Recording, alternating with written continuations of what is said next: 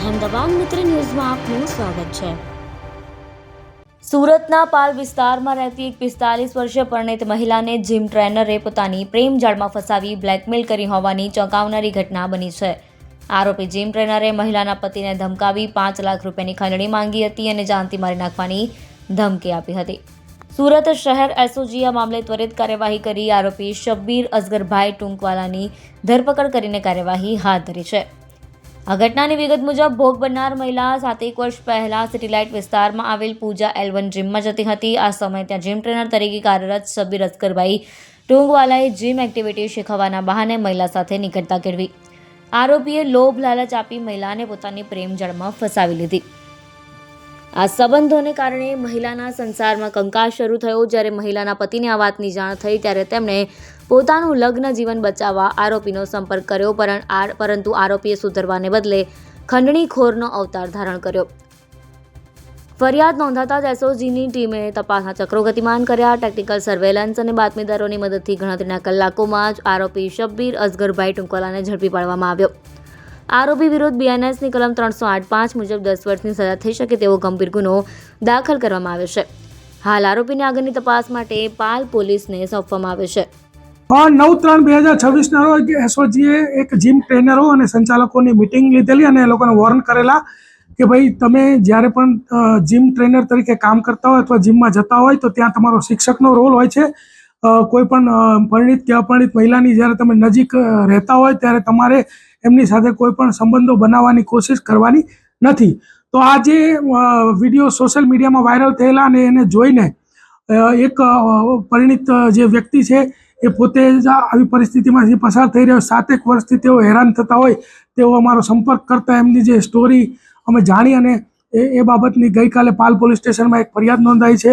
ફરિયાદની વિગત એવી છે કે આજથી 7 વર્ષ પહેલાં આ વ્યક્તિ છે એમના જે પત્ની છે એ સિટીલાઇટ એરિયામાં પૂજા L1 કરીને જે જીમ હતું ત્યાં જતા હતા અને એ દરમિયાનમાં આ જે વ્યક્તિ છે શબ્બીર અસગર ટુંકવાલા એની સાથે સંપર્ક થયો।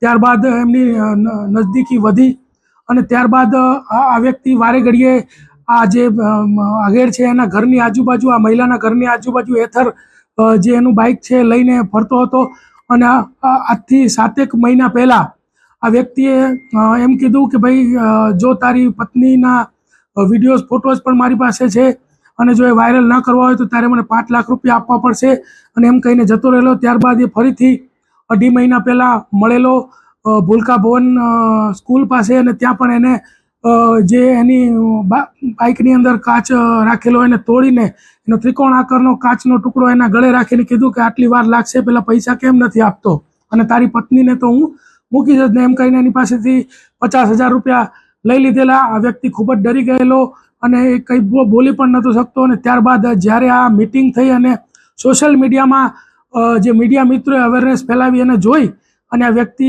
અમારા સંપર્કમાં આવ્યો અને 308(5)ની 10 વર્ષની સજાનો ગુનો જે છે આ શબ્બીર અસગર ટુંકવાલા વિરુદ્ધમાં દાખલ કરવામાં આવ્યો છે। અન્ય જીમ સંચાલકો અને ટ્રેનરો સાથે શું હશે? અન્ય જીમ સંચાલકો અને ટ્રેનરોને અગાઉ પણ અમે વોર્નિંગ આપેલી હતી અને હજી પણ અમે વોર્નિંગ આપીએ છીએ કે તમે શિક્ષક તરીકેનો તમારો રોલ છે એ જ નિભાવો। તમે તમારા કોડ ઓફ કન્ડક્ટમાં જ એવું છે કે તમારે કોઈ પણ વ્યક્તિ જે જીમ કરવા આવે છે એની સાથે કોઈ પણ પર્સનલ રિલેશન કે પર્સનલ મેસેજીસ આપણે કરવાના સંબંધો રાખવાના નથી। જેને પાલન કરવું એ તમારા માટે પણ હિતકારક છે અને સમાજ માટે પણ હિતકારક છે। વિડીયો વાયરલ થવાની જ્યારે આ વ્યક્તિએ પોતાની એને કીધું કે મારી પત્ની, અમારે ઘર કંકાસ થતો હોય, મારી પત્ની છે એની સાથે સંબંધ તું તોડી નાખ, ત્યારે એને કીધું કે મારી પાસે તો અમે બહાર ફરવા ગયા હતા એના ઘણા ફોટા વિડીયોઝ છે અને જો તું 5 લાખ રૂપિયા નહીં આપે તો એ વાયરલ કરીશ, એ રીતે ધમકી આપેલી।